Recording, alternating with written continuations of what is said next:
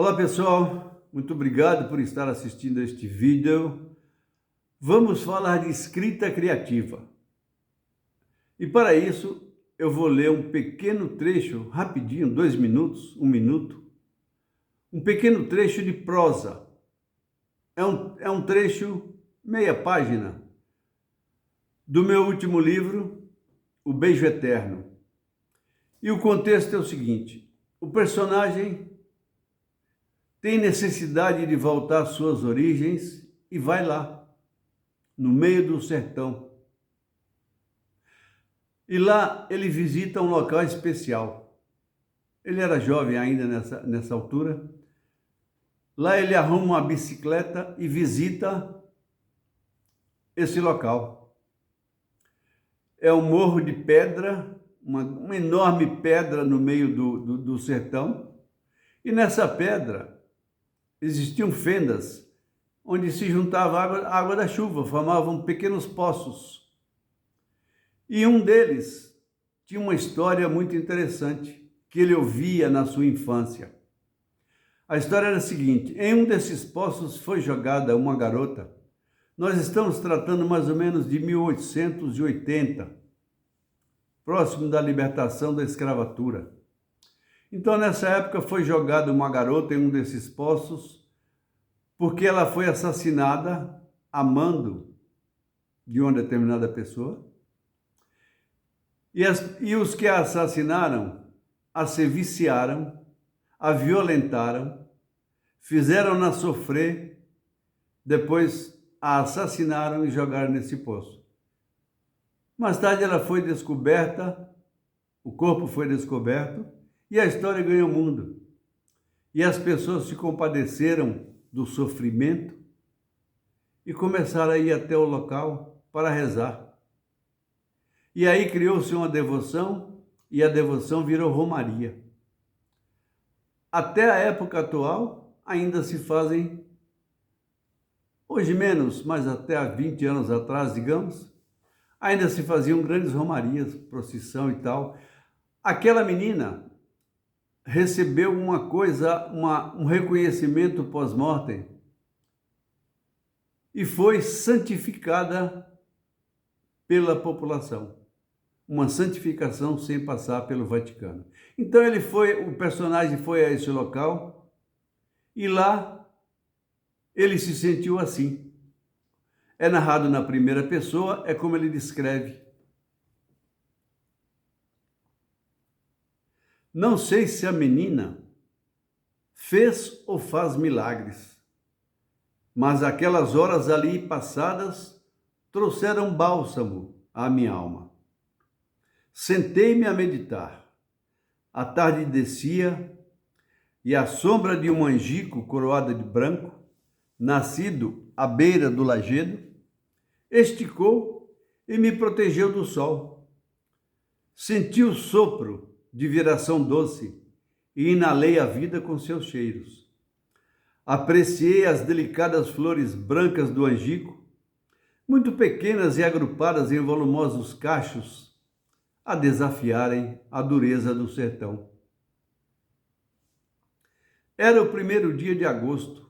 As árvores se cobriam com aquele delicado véu e se ofereciam, como noivas, aos pássaros e insetos, seus parceiros na luxúria da natureza. Ainda não era hora dos frutos. Em vagens marrons, cheias de mistérios e curas para vários males. De tosse, a blenorragia, diabetes e artrite.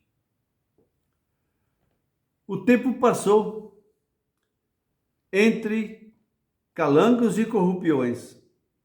Se não fiquei feliz de dar risada à toa, também não fiquei triste. Apreciei o baixar do sol no horizonte e o refrigério de umas gotas de chuva para esticar a minha estadia até o cair da noite. Só não fiquei mais porque a curiosidade sobre as notícias da corte me obrigou a levantar acampamento e pedalar de volta à pensão. Então, pessoal, esse é um pequeno texto de prosa E o que eu vou comentar, na verdade, são conceitos de escrita criativa e talvez eu tenha aplicado um pouco nesse texto, talvez não, mas isso não é o que importa. O que importa é o seguinte: a escrita criativa nos ensina a dotar a linguagem de significado.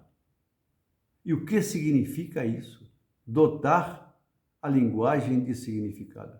Ora, pessoal, se eu digo que eu fui ao açougue e comprei 1 quilo de carne e o homem pôs em um papel, enrolou e me deu, e eu pus na sacola e voltei para casa, isso não é literatura.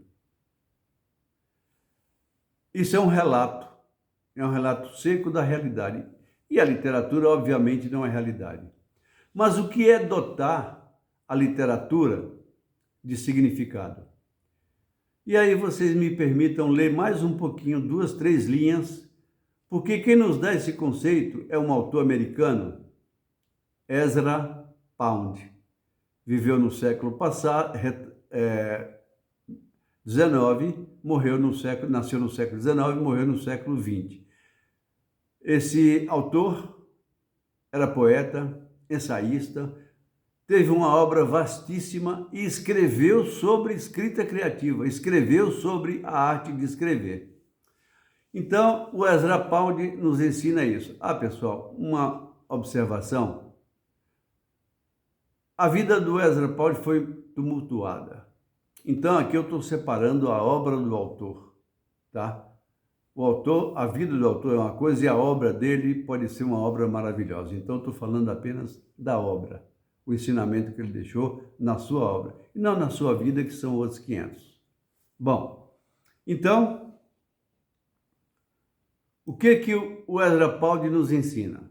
O seguinte: no livro ABC da literatura, ele vai explicar em determinado capítulo o que é literatura, o que é linguagem, etc. No segundo capítulo, literatura é a linguagem carregada de significado. Grande literatura é simplesmente linguagem carregada de significado até o máximo grau possível. Ezra Pound. Então, pessoal, aí ele, obviamente eu não vou ler tudo, ele discorre sobre isso e tal, e lá mais adiante, aí ele coloca uns conceitos importantes, também pequenos. Onde que está? Aqui. Ele nos diz que não é uma boa coisa utilizar na literatura a linguagem nebulosa dos trapaceiros. Ora, o que será isso? A linguagem nebulosa dos trapaceiros. Isso não cabe em literatura. Pessoal, a linguagem nebulosa dos trapaceiros, do que me sobrou da aula e do livro, como conceito, foi o seguinte: a literatura tem a sua veracidade própria. A literatura não é para enrolar ninguém. A literatura não é para ler livro nem vender livro. A literatura é para emocionar. Então, a linguagem melosa dos trapaceiros engana o leitor, engana quem cai na trapaça. É uma linguagem carregada, é uma linguagem cheia de floreios inúteis, e nada disso cabe na literatura. Aí ele vai mais adiante e nos diz o seguinte, vi aqui nessa página 40, aqui. Aí ele está falando sobre as dimensões da escrita, né? As dimensões, todas as dimensões que você pode colocar na escrita. Você pode colocar a história, ou seja, o discurso, o logos, que o narrador conta para você. Que história é essa? O que eu estou contando? Você pode colocar a imagem, eu descrevo a imagem, como eu descrevi ali o personagem sentado no lajedo, no meio do sertão, sendo refrigerado por umas gotas de chuva e apreciando as flores de angico em pleno verão, sem chuva, 1º de agosto.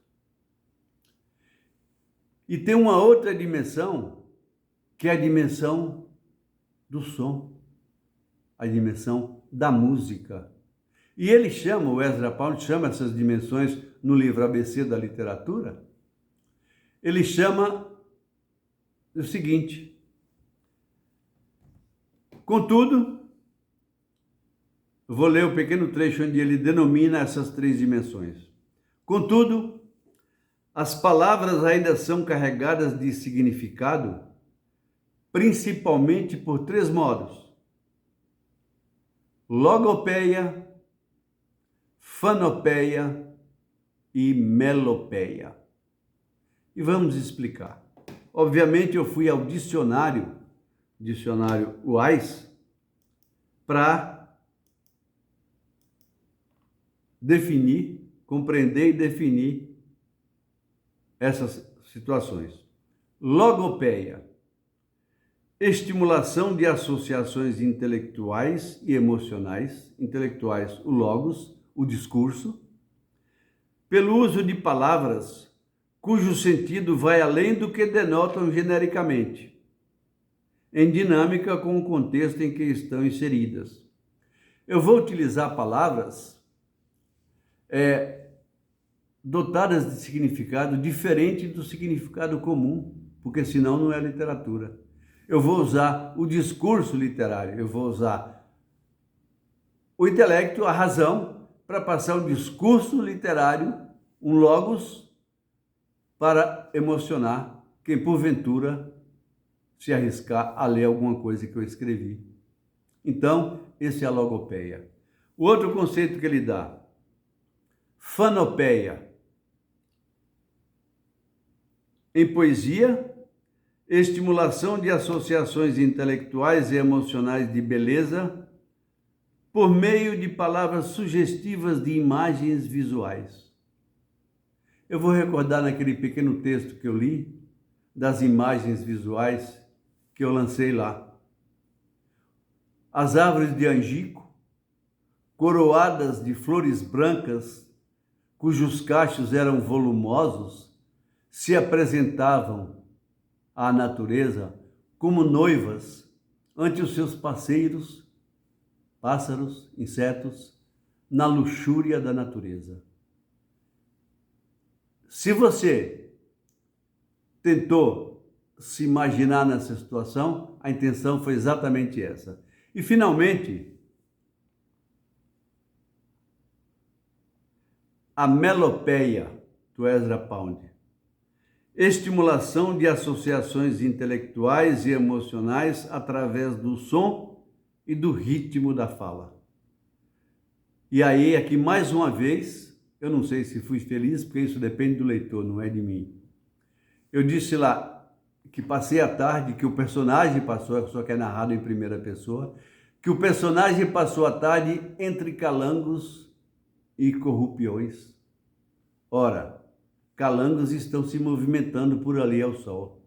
Corrupiões estão cantando, estão emitindo trinados para os seus ouvidos. Eu passei que ele se refrigerou com as gotas de chuva. A sensação de calor foi aliviada. E tentei passar que a sombra das árvores se esticou no chão e o protegeu daquele calor escaldante. Então, pessoal, as 3 dimensões que a gente tenta usar para levar a sensação, a emoção ao leitor são essas. Agora, quanto ao ritmo, aí sim precisa um esmero maior na utilização da palavra. Eu não sei se consegui passar ritmo na leitura. Pelo menos para mim, quando eu fiz a leitura alta para conferir depois da revisão, para mim me agradou, a mim me agradou. Vou ler um trecho, vocês, se tiveram paciência até agora, ouçam um pequeno trecho e vejam se há ritmo. Só um trechinho. Vamos voltar lá nos Calangos e Corrupiões. O tempo passou entre calangos e corrupiões. Se não fiquei feliz de dar risada à toa, também não fiquei triste. Apreciei o baixar do sol no horizonte e o refrigério de umas gotas de chuva para esticar minha estadia até o cair da noite. Só não fiquei mais porque a curiosidade sobre as notícias da corte me obrigou a levantar acampamento e pedalar de volta à pensão. Pessoal, se vocês viram alguma imagem, sentiram, perceberam alguma sensação ou sentiram algum ritmo, porventura quem tenha lido esse livro ou esse trecho, foi a minha intenção. Eu não sei se consegui ou não, mas isso é tentado em cada frase, em cada sentença, em cada oração, em cada período que se escreve. Muito obrigado, até o próximo vídeo.